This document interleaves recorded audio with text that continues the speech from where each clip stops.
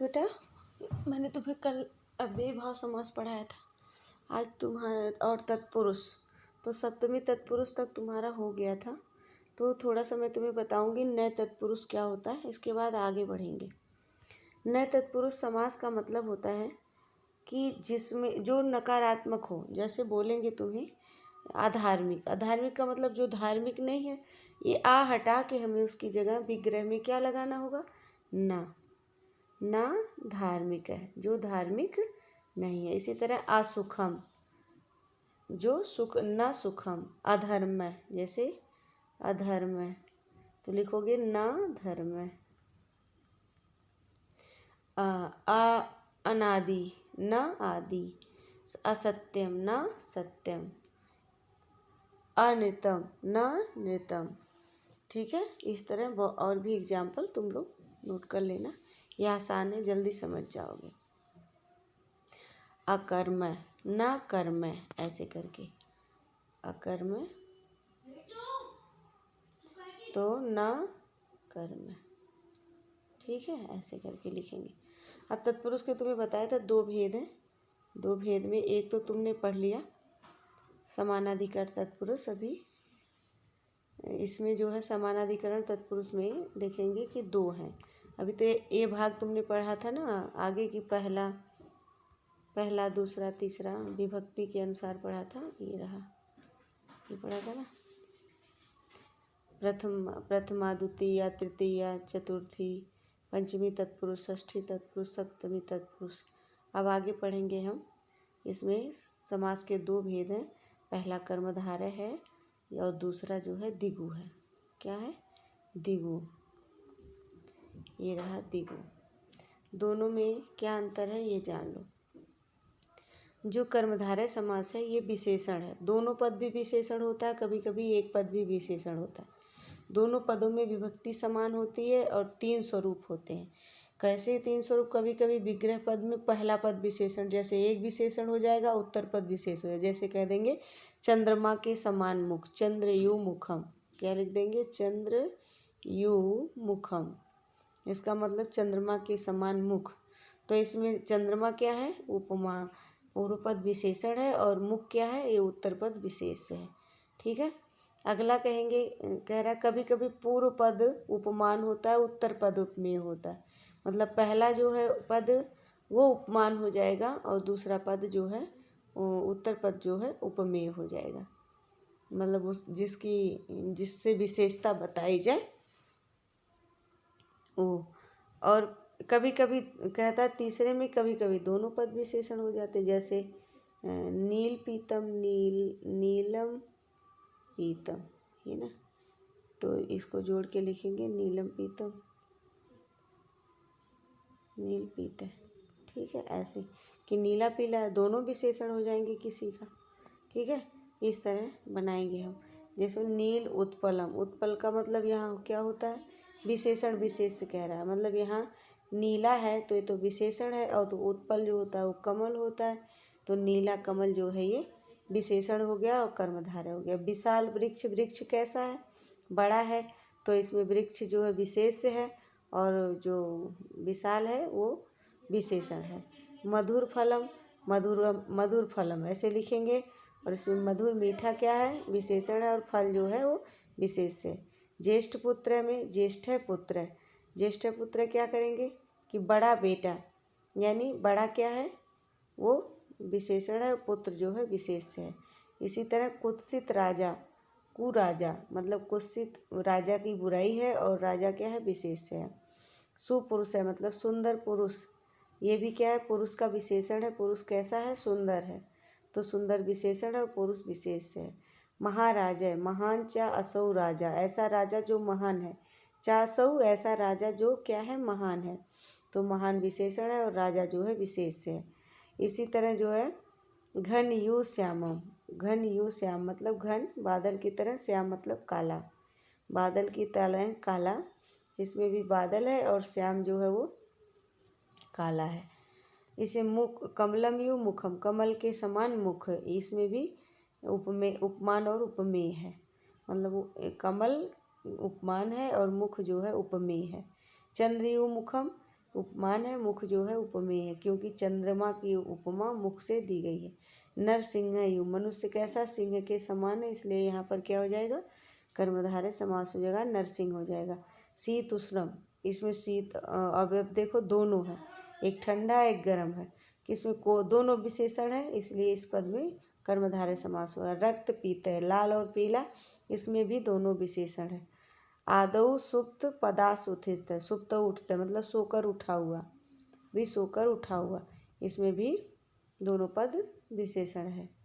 आदौ सुप्त है, अभी भी सो रहा है और बाद में भी सो रहा है। आदौ सुप्त है पश्चात उत्तिष्ठ है, पहले वो सो गया फिर उठ गया, तो सुप्त उठते सोता हुआ उठता है, ये हो गया। द्विगु समास में क्या है बेटा कि इसमें संख्यावाची होता है, इसका पहला पद जो है संख्यावाची होगा,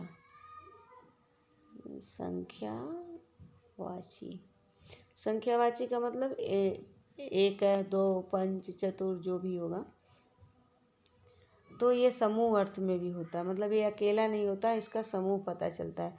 जैसे सप्त दिनम, 7 दिन होंगे, सप्त दिन का मतलब 7 दिन, 7 दिन का मतलब सप्ताह, तो लिखेंगे सप्ताह नाम दिना नाम समाहार है, यही समाहार तुम्हें पढ़ना है। जैसे पंचपात्रम, पंचपात्र में क्या होगा कि पंचानाम पात्रानाम समाहार है, 5 पात्रों का संयोग, वो क्या बोलेंगे समूह। त्रिभुवन त्रयाणाम भुवनानाम समाहार है, मतलब 3 भुवन, 3 भुवनों का समय जहाँ पर 3 भुवन हो। पंचरात्र मतलब 5 रातें, तो पंचानाम रात्रिनाम समाहार है। 4 युग, चतुर्युग मतलब 4 युग, तो लिखेंगे चतुराणाम युगानाम समाहार है। कभी कभी स्त्रीलिंग भी होता है द्विगु समास, वो भी संख्यावाची ही होता है, जैसे त्रिलोकी, त्रिलोकी शब्द क्या है, संख्यावाची है, तो 3 लोकों का जो क्या हो समूह हो। त्रयाणाम लोकानाम समाहार है, ये इसका विग्रह पद कहलाएगा। पंचवटी में 5 वृक्षों पंचानाम वटानाम समाहार है। सप्तशती में 7 जो है 700 का जो 700 का संकलन हो उसे कहते हैं सप्तशती कहते हैं। अष्टाध्यायी मतलब 8 अध्यायों का समूह, ठीक है। ये हो गया तुम्हारे पास द्विगु समास।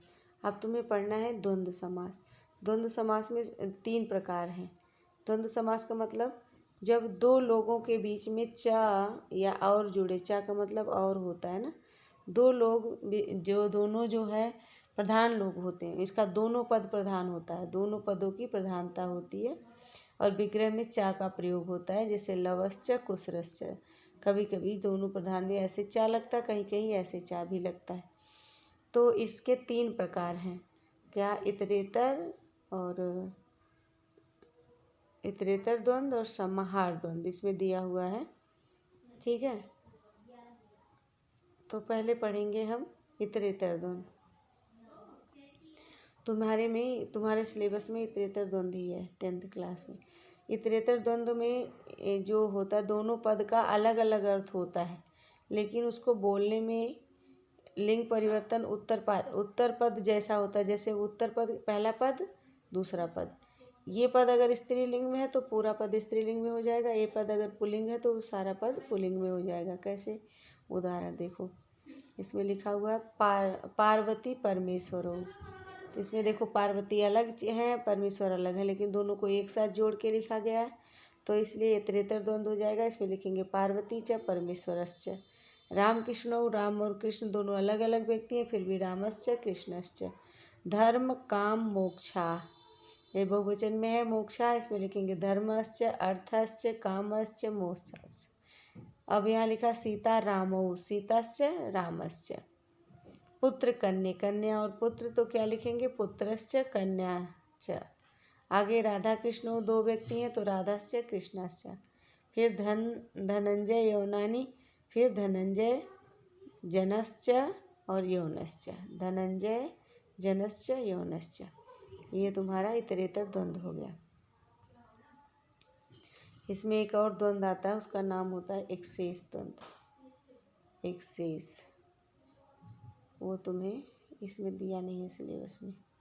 एक्सेस में जैसे पितरऊ आता है, अब पितरौ कहने में तो लग रहा पिता है, लेकिन इसका विग्रह जब होगा तब करेंगे माता च पिता च, यानी दोनों आ जाएगा। ठीक है, भ्रातरौ भगनी च भ्राता च, इसी तरह। लेकिन ये तुम्हें सिलेबस में नहीं है। और तुम्हारे सिलेबस में ये भी नहीं है, क्या नाम इसका, समाहार द्वंद्व नहीं है। फिर भी थोड़ा सा देख लो। समाहार द्वंद्व में ऐसा होता है कि अनेक वस्तुओं को दिखाया जाता है और समूह की प्रधानता रहती है, वो समाहार द्वंद्व होता है।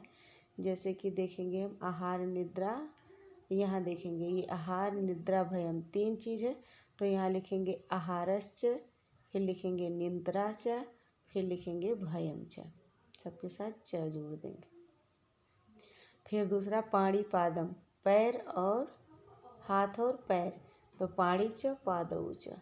आगे लिखेंगे यौ चड़कम, यौ चड़कम, यवाश्च चड़काश्च। पुत्र पौत्रम, मतलब पोता पुत्र और पोता, तो पुत्रश्च पौत्रश्च। ये तुम्हारी द्वंद्व समास पूरा हुआ। ठीक है, अब इसको पढ़ लेना। वायु सूर्यश्च, वायु सूर्यो होता है, जिसमें यदि या द्वंद्व में स्वकार आदि ह्रस्वकार आदि पद को पहले लिखा जाता है। जो ह्रस्व हो, ह्रस्व का मतलब जानते हो, लघु, छोटा, है ना। ईशश्च कृष्णश्च, ईश कृष्ण, कम स्वर वाले पद को पहले रखा जाता है जिसमें कम स्वर हो। फिर रामश्च केशवश्च, केशवश्च रामश्च केशवश्च, इस तरह माता पितरौ माताश्च पिता च। ये तुम्हारा यहाँ द्वंद्व समास खत्म हुआ, तुम्हारा सिलेबस समास का समाप्त।